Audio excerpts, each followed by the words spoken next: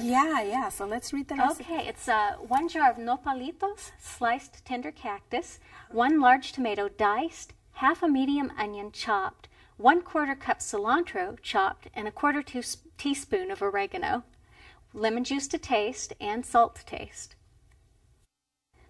Maria, I've been looking forward to this one. How do you eat that without getting stickers in your tongue? That's right. Well, do you know what that is? This is a cactus Looks like leaf. a cactus, huh? Yeah. Well, amazingly enough, people do eat this, and it's actually very tasty, and it's very nutritious. Really? It's actually good for people who have diabetes too, because it has good kind of fiber.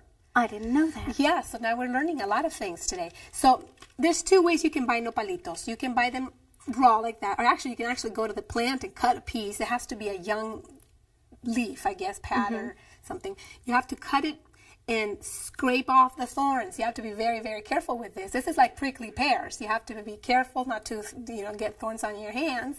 And you would scrape off the thorns with a peeler and wash it really good and slice it and steam it. And that's how you would make your recipes. Now, the other way to buy them or to make it is to buy a jar. And these are found just about anywhere because I found them here in this geographical area. That means just about anywhere you can find them. That's amazing, So, yeah. yeah, that is good. And nopalitos, they're called nopalitos. Nopalitos. Nopalitos is the Spanish word for cactus.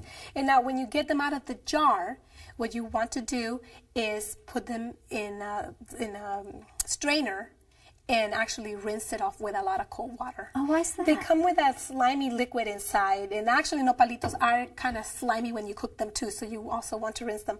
But you want to rinse off all the stuff that it comes with, the jar, and then you're ready to chop them because they come in long strings like this. Yeah, it kind of looks like a green bean. It looks like a green bean, actually, and the taste is a little bit similar, not too similar, but you can actually eat them like this too, but for the salad that we're making, we're going to chop them into smaller pieces. So here we have our chopped up nopalitos. They've been rinsed and ready to go for our salad. And salad is one of those easy things that you can just dump it drop together. everywhere. Yeah.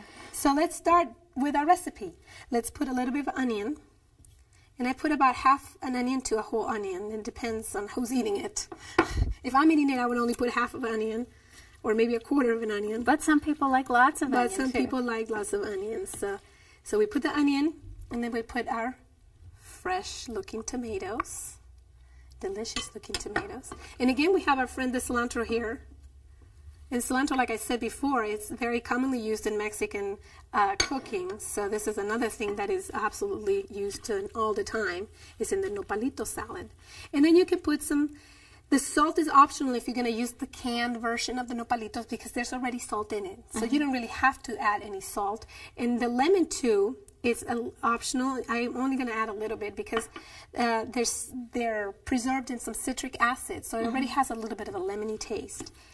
And we're going to add just a little bit of oregano maybe. That's also something that you don't have to put. But actually the salad is pretty much ready to eat now. But it's better if you put it in the fridge and let it sit for a while. Especially if you want the onion taste to not be so strong. So you would put it in the refrigerator and let it maybe for about half an hour, let it sit for about half an hour. And that way the flavors will be... They can just mingle. Yeah, and they just come out very nicely. And like you said, the taste or the flavor, this tastes a little bit like green beans, so the texture is a little bit similar to the green beans, but it's not quite. So if you haven't ever had this is something that you have to taste to really know if you like it or not. You can make a judgment just based on the fact that you never tasted it. So I think it's something that people need to try. And like I said, it's very nutritious and very low in, it's very low in fat. It's got almost no fat, and it's actually good for you. And good for diabetics. It's good for diabetics. It's traditionally used in Mexico. People who have diabetes traditionally eat a lot of nopalitos. Now, the other thing you can do with the cactus here is that you can make a scrambled tofu and add the cactus nopalitos to it. And because people eat scrambled in Mexico, they eat the nopalitos with egg sometimes. And so that would be another way to eat it. Another way to eat it would be to make soup and to add it to any of your stews or any type of like bean dish or something like that you like to add. That's good too. People add it to their mole sometimes with mole sauce.